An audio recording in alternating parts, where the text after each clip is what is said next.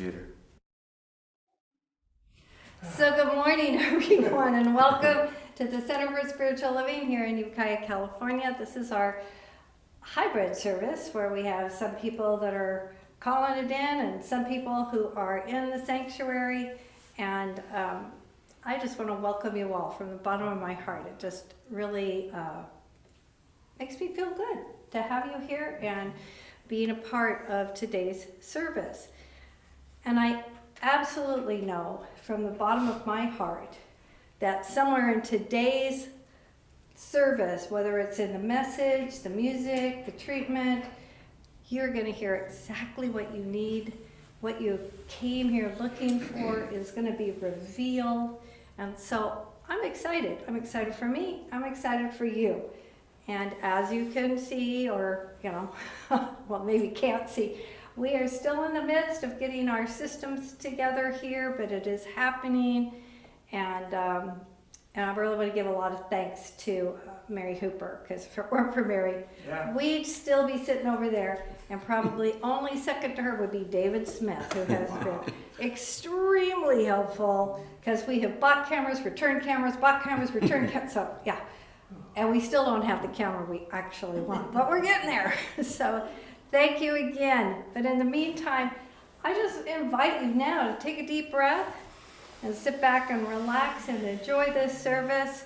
And our opening treatment will be given by Gail Rhodes. Come on down, Gail.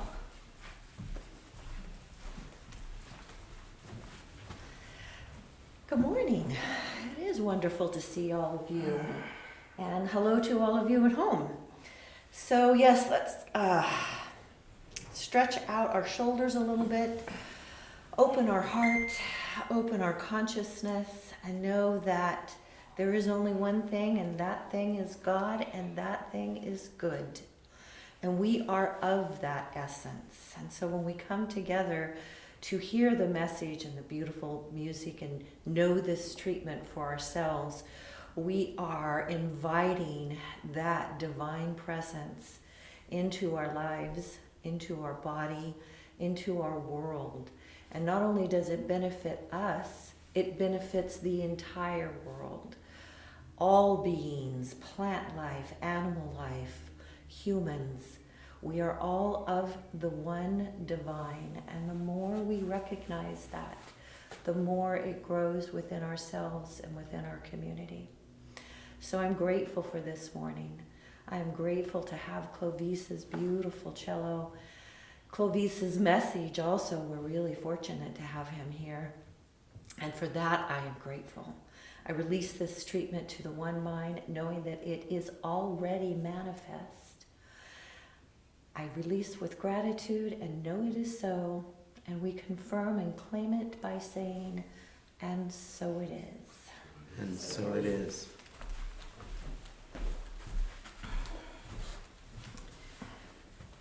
Thank you, Gail. That was lovely. It felt really good. So as Gail said during the treatment, we have our special guest today he's actually kind of double booked for us because he is our soloist, but he's also our speaker. So I'm going to go ahead and introduce him, but then he's going to start with a piece of music and then he'll come over here and do the talk. So I've known Clovice for a long, long time. My husband's known him even longer because they were together forever. And so he's a dear friend, he's a dear person, and he's one of the most talented, he's one of those people where that term, it was real popular, 20 years ago, but Renaissance man, that's Clovice Lewis to me. And he just continues to bring new, exciting things into his life. Some more exciting than others, but this one is really exciting. As you can tell, Clovice is sitting over here in a ministerial shirt and collar, and that is because he is on the ordination path for the fellowship, to belong to UU, so Universal Unitarians. Mm-hmm. I get them backwards sometimes. And to serve in that ministry. And he does still have a few more things to go through, But, so right now he's not officially Rev, but I think we should just start now and set that in motion. And so it is Reverend Lewis is who is here today. And as a lot of you know, because Clovice has been here in the past, both as a speaker but as a soloist, that Clovice is a professional cellist and he is a composer. He has composed, oh, I love this, he composed his first symphony when he was 17. So not quite Mozart, but pretty close, you know. And he was a professor of computer music at UC Santa Barbara, which is where he met David. David was actually taking a class. And so that's how they met. He has also been I love this, he wrote this, so I'm kind of reading to you right here. He has also been a serial entrepreneur. Wow. It's like this and this. And most of that is in music. He's been really creative in design of software, working together on all sorts of things, including the Atlanta Olympics, but all kinds of stuff for big companies, and just a really remarkable, really brilliant person. And he's also, you know, so this is kind of, that's in addition to the music. He has this technology background, and he also is a passionate aviator. You know, he's had a private license, a private pilot's license since 1987. So his the School for Ministry is where he just graduated, happened in just this last May in 2021. And in the process, so he's in this process of becoming a Unitarian Universalist minister. His ministry emphasis, and I think this is part of what, because we may be seeing a little bit more of Clovice in the next few months. So this is what's really interesting to me, is his ministry emphasis is breaking down racial, class, and ethnic barriers and preaching the gospel of the madness of human self-extinction. So let's get past that. Okay. So, do you have a topic for today? Yeah, my topic today is finding joy. Finding joy. So we're about to find a lot of joy, and that's going to start with some music. I just, thank you so much. I just want to mention that I'm going to play from the Bach suites, and I want to start with this one because you may know that Sophia Beckett has been studying cello with me now for, I don't know what, 4 or 5 years? Yeah. And she is now learning this particular piece. On Wednesday, we looked at it together, and I realized my topic is about finding joy, and finding joy for me is always just putting my nose into the Bach unaccompanied suites and sharing that with other new cellists. So I'll play this for you. It's a Sarabande from the second suite, and it's gorgeous.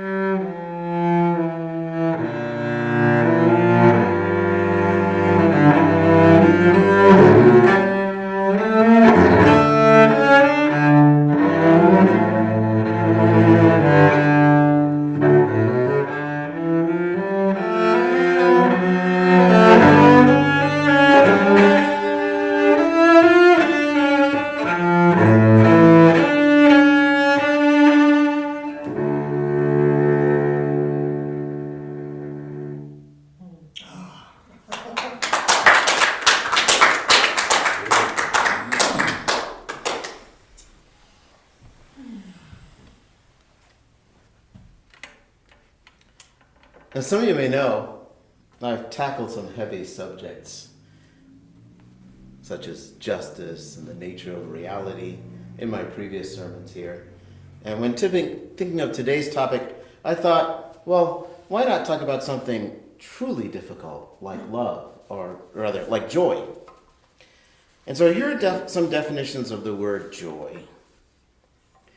Intense and especially ecstatic or exultant happiness, the expression or manifestation of such feeling, a deep feeling or condition of happiness or contentment, something causing such a feeling, a source of happiness, an outward show of pleasure or delight, rejoicing, the emotion evoked by well-being, success or good fortune, or by the prospect of possessing what one desires, delight.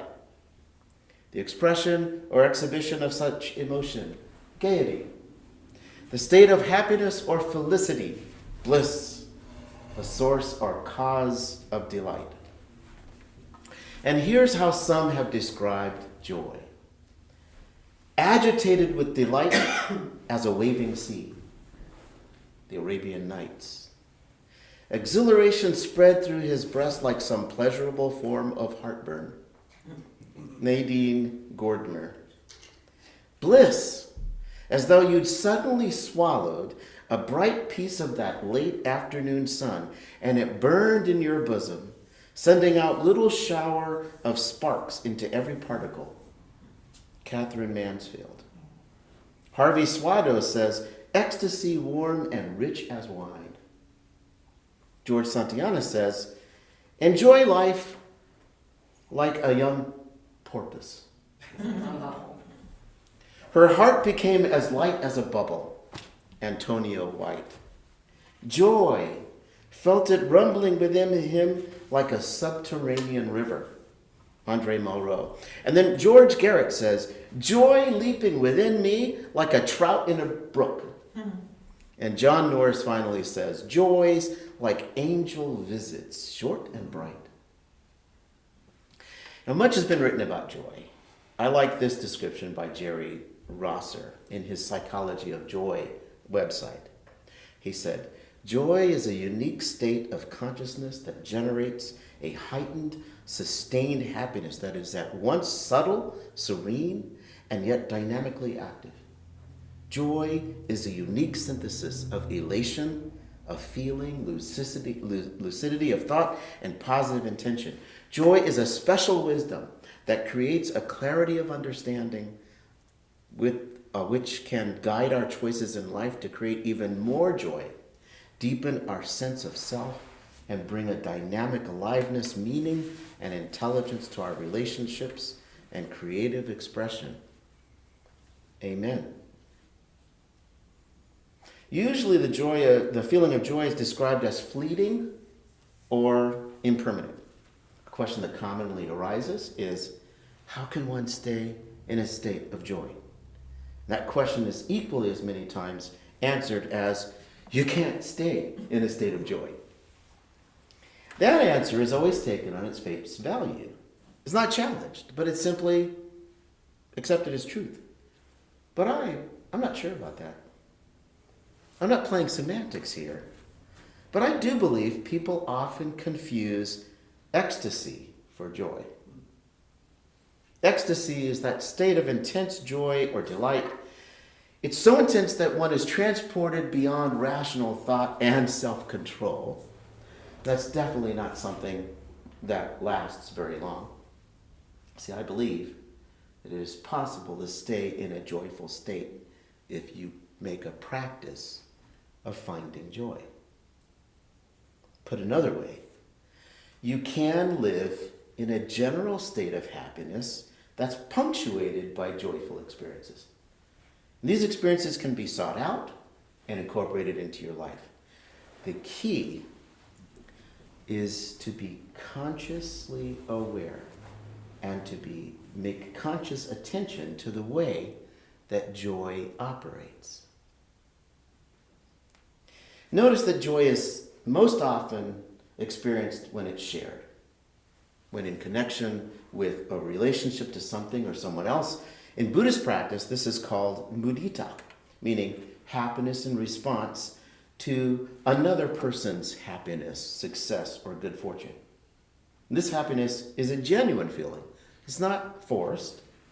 I believe that to experience more joy in our lives, we can adopt a simple strategy of feeling happy for another's experience.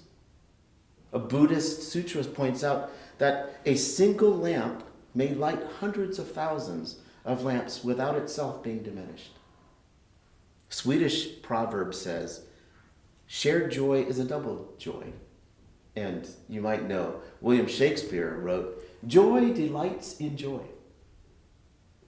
In an article entitled Appreciating Joy, Marcello Spinello wrote of this shared quality of joy that appreciative joy is the closest we get to a free lunch. As the Dalai Lama has said, when we feel happiness in response to another's happiness, our odds of being happy go up by about 6 billion to 1. The Buddhist monk Thera said, your life will gain in joy by sharing the happiness of others as if it was yours. However, appreciating joy is not limited to just appreciating the joy of others. And we can also feel joy in response to our own joy. We may feel happy about some circumstance and then feel happy about feeling happy. Same way we'd feel happy for someone else. I say, why not get the most out of it? Feeling joy nourishes us, and it gives us reserves to deal with difficulties when they come along. Besides, in experiencing our own joy, we in turn radiate that towards others as we interact with them, making a contagious and virtuous cycle. Another way joy operates is that it is often disguised as something else. Watch out for this. Contentment, equanimity, tranquility, a sense of well-being, happiness, enjoyment, altruism, amusement, playfulness, gratification, delight, comfort, harmony, satisfaction, warmth, euphoria, and elation are all likely suspects, especially if those emotions persist for a while. And joy is contagious. It spreads like wildfire between anyone it's shared with. A research study performed by Harvard and MIT researchers documented that the spread of happiness or sadness is contagious, with spreading practices similar to infectious diseases like the flu. They found that being full of joy is good for you and those around you. Researchers conducted multiple studies associated with joy that scientifically prove the physical benefit of being joyful. A group of American psychologists discovered that positive thinkers live 7.5 years longer than those who are more pessimistic. Having a positive attitude towards aging has proven to be have more significant effects than physiological measures like blood pressure and cholesterol. And, of course, we've all heard of the studies that conclude that laughter helps overall health. Joy is an aspect of love. You could say it's a kissing cousin. It is one of the profound ways that joy operates and is manifested. Most of us know, and we can quickly bring to mind the thrill of love in all of its flavors. Romantic, erotic, platonic, familial, religious, agape. We actively seek out the pleasure of these deep connections we have with others. Psychologist Erich Fromm maintained in his book, The Art of Loving, that love is not merely a feeling, but it's also an action. In fact, the feeling of love is superficial in comparisons to one's commitment to love through love, a series of loving actions over time. And in this sense, Fromm held that love is ultimately not a feeling at all, but rather it's a commitment to loving others towards another, oneself, and many others over a sustained duration. And so I would say that joy operates similarly. both emotions or feelings are, as Fromm says, more of a commitment to an action that embodies these feelings of joy or love, or more likely a delicious, sustaining combination of both. Joy is an aspect of peace, another of its kissing cousins, and another profound way that joy operates. And I'm not talking about peace as the absence of violent conflict or hostility.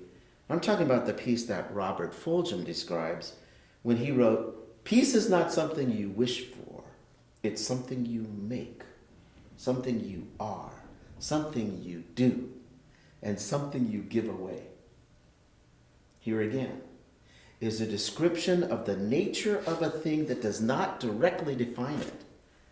Joy is like a subatomic particle that cannot be directly observed, but the effects of which can be seen in a cloud chamber. The words peace and joy, think about it, they're often commingled with the Christmas season. And they both suffer from the burden of being thought of as unattainable over a long period. But the question is, why does that have to be true? At least in an intuitive way, we all understand that inner peace is the road upon which joy takes joyrides. Find peace and you'll find joy. Guaranteed. All the time. Joy is like being kissed by God. It opens us to unexpected vistas, clarity, and connectedness that lie beyond our everyday experience. I love what Catherine Mansfield said about joy. As though you'd suddenly swallowed a bright piece of that late afternoon sun and it burned in your bosom, sending out little shower of sparks into every particle. Amen, Sister Catherine Mansfield, for bringing us such a powerful image of how joy operates. Joy sending out little shower of sparks into every particle. It certainly captures the transcendent nature of it. And that reinforces my own thoughts about joy. I like to think of joy as the subatomic particles of our life experience. Joy-flavored quarks, joy-flavored charms, leptons, electrons, muons, bosons, gluons, are what I'm talking about. I utterly reject this idea that life is supposed to be about suffering and pain. I firmly believe it is our purpose to be happy, to hunt relentlessly for those joy jewels. The feeling that you're being kissed by God should indicate that we are awash in a universe of joy, that joy is the substance of all there is. And I believe that someday physicists who so diligently seek to explain and understand what they now call the consciousness that underlies all existence will one day look up from their calculations and say, Eureka! Consciousness is joy. It's the way God dances. So, Clovice, you might ask, how do you find joy? And my answer is that joy can be planned for and even expected. But have you noticed that the actual feeling that comes over you is a lot of times spontaneous? Planning for joy doesn't take a lot of work. You can simply put yourself into situations that invite joy's presence. Purposefully sit down on a rainy day with some hot cocoa and curl up with that book you've been wanting to read for a few hours. Play music, or better yet, learn to play a music instrument. I teach cello. Play your favorite sport. Notice that play figures prominently in this. Playing is one of the great attractors of joy. And as for this idea that you can sustain a state of joy, here are some tips on staying in joy over a long time. First of all, forgive yourself and others. Few things create a rich, fertile ground for joy more than forgiveness. We all do and say stupid things. We hurt one another. We're not perfect. And we all need improvement. My Unitarian Universalist bones do not believe in sin, in what has come to be conventionally known as the sense of it. Sinning is just to miss the mark. And that way, we're all sinners. We often miss the mark. It is in our nature to fail occasionally. So learn to forgive yourself and others and join the human race of fellow emotional klutzes. Learn to spread forgiveness liberally upon the cake of life, and it will be sweeter. Another thing, this is a little controversial. Avoid unhappy people. Just remove yourself from the presence of people who are negative or deplete your energy. Surround yourself with happier people. It's one of the healthiest things you can do for yourself. Who says you have an obligation to make unhappy people happy? That's their responsibility. From this day forward, be clear that your responsibility is to be as happy as you can be. And if that means you need to remove yourself from unhappy people to do so, then do that. Besides, sometimes you'll find that your presence simply feeds into a codependent dynamic for an unhappy person. Breaking that cycle could be good for both of you. Another thing, be open to change. Learn to be flexible and open to the opinions of others. Sometimes fear is what limits our growth. When we embrace change, fear has little room to grow.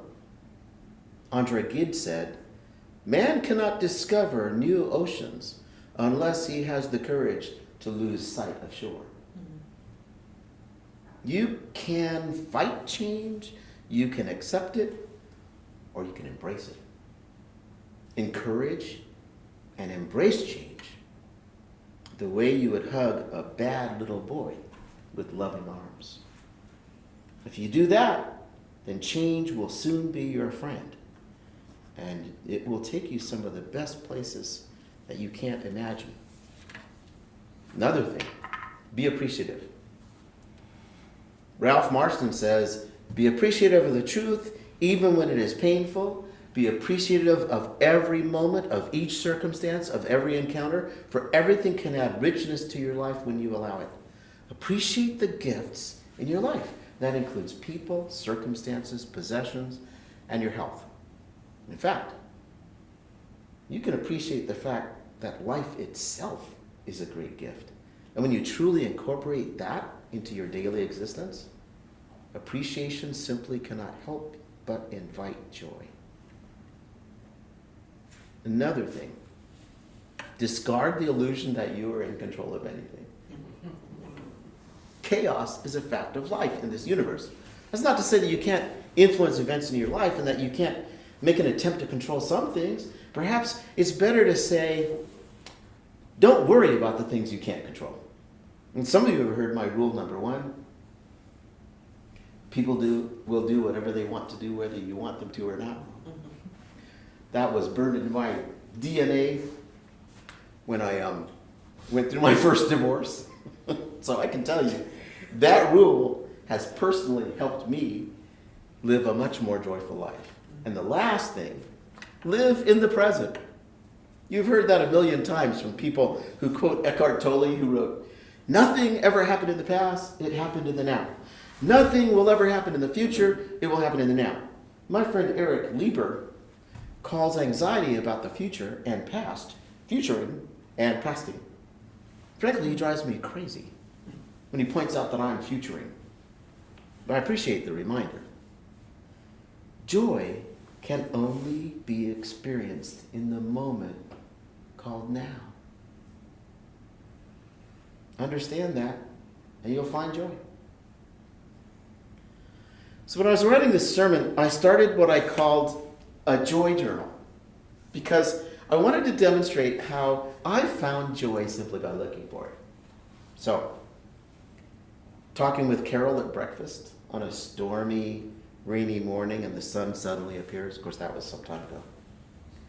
feeling the graciousness of the tree in our front yard as its branches reach out in all directions. When I talk to my daughter Keely about her children, the way my cat Oliver looks at me and reaches his paw to touch me when he's stirred from one of his naps. Looking closely at a blade of new grass. Thinking about how running water and indoor toilets must have provided endless joy for people 150 years ago. When my favorite coffee shop has fresh croissant with cream cheese to accompany my quad decaf espresso. When I've taken a walk in the fresh, cool fall afternoon between rainstorms. When my deceased friend Laurie visits me and plants a funny insight into my mind. She calls them upgrades for my brain. When one of my fourth graders nails a complex rhythm that I put up on the chalkboard. Watching my cat Maya hug Carol, my wife, on the couch as they curl into each other. Closing my eyes and lowering my head while I improvise a solo till I can smell the rosin and varnish between the neck and the body of my cello. And then I'm transported beyond time and space. I come back to realize musicians are gods. Playing music together. So this week, there have been many joys, too numerous for me to record, too sublime to capture, too rich to plumb.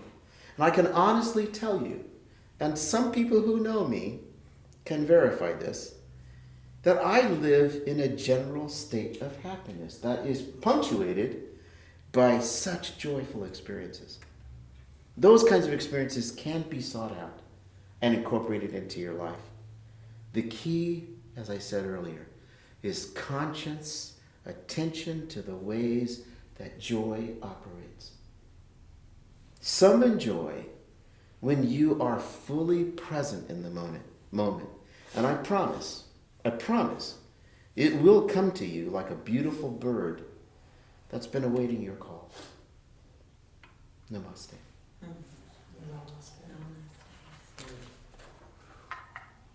Closing? Can do a prayer? Yes, here's a prayer. Joy is infectious. Joy is ever present. Joy is the music of life, and we are its notes. Joy is the way God dances because it is the way we human beings dance. Joy is love. Love is everything. If you live and breathe, joy is what sustains you even if you're not aware of it or refuse to acknowledge it. Joy is peace. To be full of joy is to be full of life. So drink. Be refreshed. Be enriched. Leave our gathering today and breathe life into the spiritual lungs of everyone you meet. Until we meet again.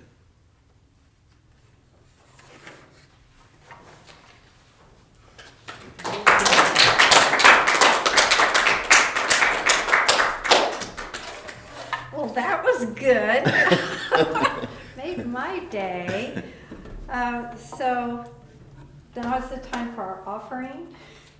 So we're not going to be putting up the plaque, but you guys can just say it with me. I don't even have the words, but I think we all know it pretty well. So, and you know the baskets are still by the door, so on your way leaving, if you'd like to put a donation in there, that would be great. And you guys know all the other ways to get money to the center. But most of all, just thank you so much for being willing to, during what has now been a very, very long time for all of us, but particularly for the center itself, that it has been, you know, the reason we're still here is your support, both emotional, spiritual, well, not both, all three, emotional, spiritual, and financial. It's what is keeping us going and is what's going to carry us forward. So please say with me that affirmation right now. Divine love through me blesses and multiplies this gift. With all my heart and with all my mind, I know I am saying yes to something that I value. With all others present here, we give great thanks We give great thanks. for the abundance that is flowing through us right now. Thank you very much. So it is. So it is. So it is. I So had it it. is. Hey, I thought I had that written down somewhere. Okay, so moving right along. I have a few announcements. As you, if you were in this room before service, you know we are trying out some new equipment. We are not done yet. There's, but and Mary's been doing the monitoring, so we do have a camera and a mic, which we'll be working on placement and stuff. But thank you all for supporting this and being here, because it can't happen without some people stepping forward. So as you know, we've been saying for quite a while, or I've been saying for quite a while in the newsletter and on Sundays, that there are several jobs that need to be taken care of. So kind of, we have about a month, well, about 6 weeks until my last Sunday. So things need to start to come back alive in the center. And some of those things are jobs that I've been doing, but others are jobs that you were doing before the pandemic, like hosting and ushering, presiding. I think you're going to need presiders because it won't be me, so you need presiders. People who do the treatment. Now Gail has done that in the past, and so she's going to be kind of helping set that back up. So when you hear from her, volunteer for something. But some of the other things, first of all, my heart just sings with this one. Terry Brown is taking over the newsletter. Oh, yay! Oh. So he and I were in here last week and put it together, and he's gonna, so pretty soon it's gonna be Terry and Terry only. Right now it's, I showed him how. And he's going to put one together and show it to me, and then I'm probably going to go, yeah, send that. So get ready for that. And if when you do see Terry, or right now we know he's over there, so everybody go, thank you, Terry. Thank you, Terry. So we still need somebody to monitor Facebook and YouTube. And I really am starting to see that as one job, and it's pretty quick. It really is. But there are a couple of little things that I would be happy to show you. And probably you could do it all. I usually do it on Sunday afternoon because I, download that, upload it onto Facebook and YouTube. So it's pretty easy. And the longest part is just letting the talk actually convert to the video convert, so you can do that. So if somebody would like to do that, please let me know. And like I said, it's pretty easy and won't take a ton of time. But please get a hold of me directly. And and it is okay with me if you guys decide you don't want to do Facebook, you don't want to do YouTube, you don't have to. We can stop. I just think the YouTube gets a lot of hits. Facebook gets some, and that's from the talk. So people that aren't here on Sunday are coming on, and that's where they're watching it on those two platforms. So I personally think it's really important. I would love to see somebody be willing to do that. It doesn't have to be on Sunday, because most of the time you're going to have to come, because it's all going to be around that little computer there. So that's what you're going to use to do it. So you could stay after church on Sunday, or you could come in Monday, maybe even Tuesday, and do the download. So it's up to you. But come and talk to me, and don't be intimidated by technology. I learned how, you could learn how. Okay. And of course, we are still supporting building bridges with any kind of things that, there's a long list of things to donate, so please go ahead. Teresa. They're setting up households that they bought a motel. Oh, okay. And so kitchenware, things for pots, maybe Okay. pans, maybe some towels. I mean, those are the kinds of things they're looking at now. So I'm kind of assuming that everybody got that, but just in case, you could call Teresa, she'll tell you all about it. But what she's saying is that Building Bridges is helping some of these people convert from their without a home to a home. So they're gonna need things like towels and dishes and pots and pans. So if they're Probably furniture too. maybe even for, well, why don't we check that out? Yeah, we should check that out. They might not want a bunch of sofas showing up in their parking lot, so we should check that. But you get it, things to help get people started in their new homes. So give her a call and she can help you out with that. I do have one, this is probably the most important announcement, which you're going to be hearing for the next 3 or so weeks. But you need to mark your calendars for August 22nd, because we're going to be doing, instead of our regular service, I mean, anybody can hook in and come on online, but we'd really want everybody in the room. We happen to know that one of our practitioners lives in Monterey, so it's going to be on Zoom too. So if for some reason you have a challenge, but you can Zoom in, we'll take it, you know.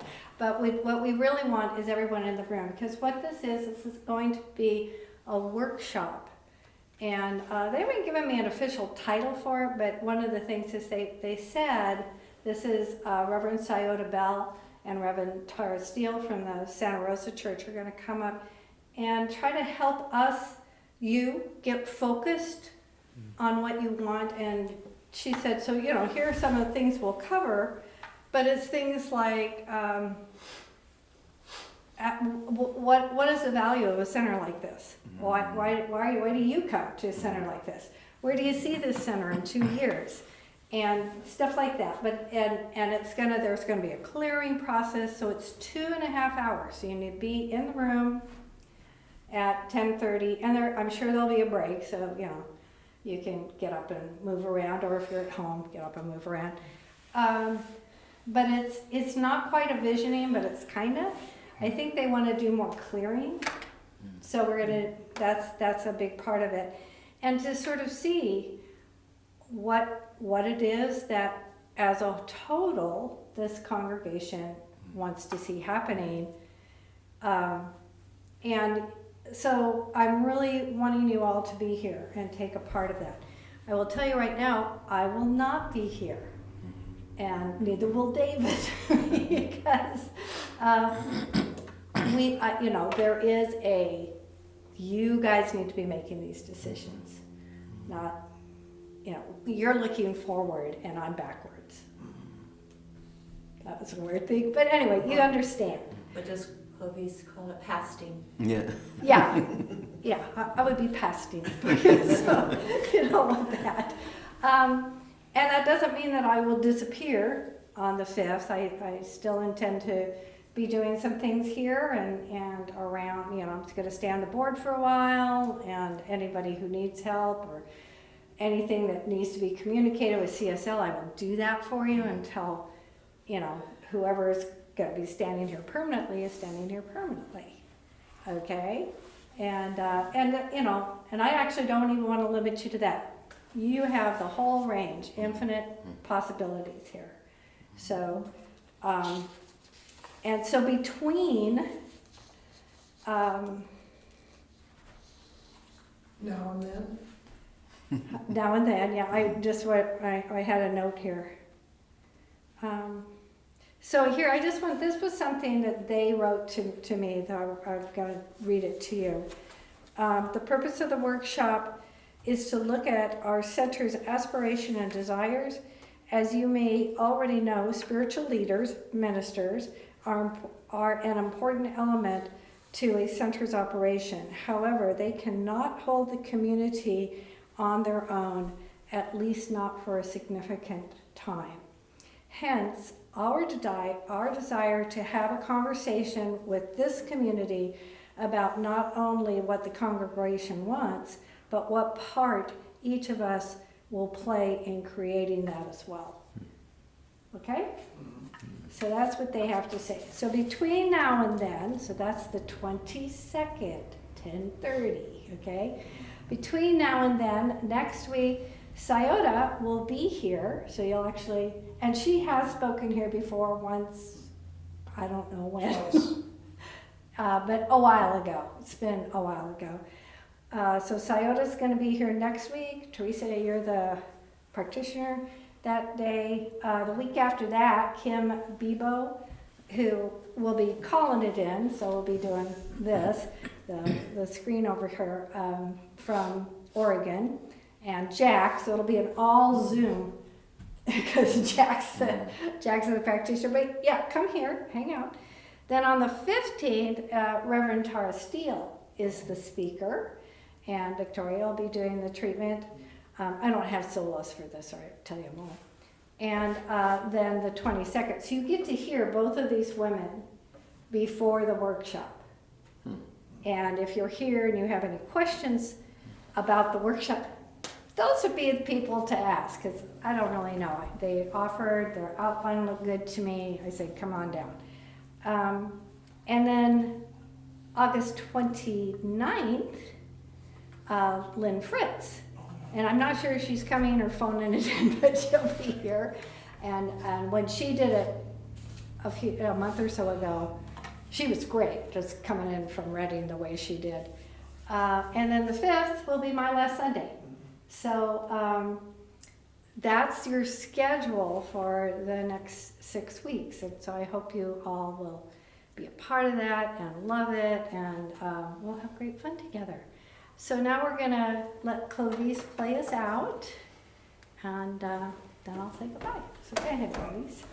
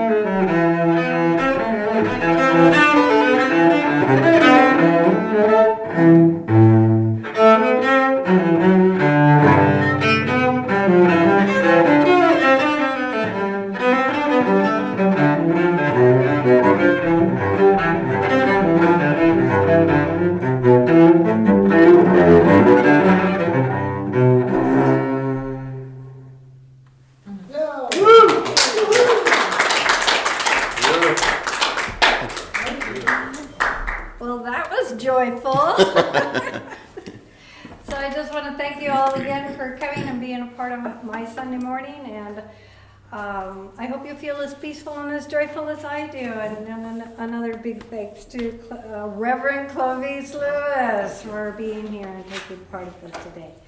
And so until next week, be happy, be joyful, be peaceful. Namaste. Namaste. Namaste.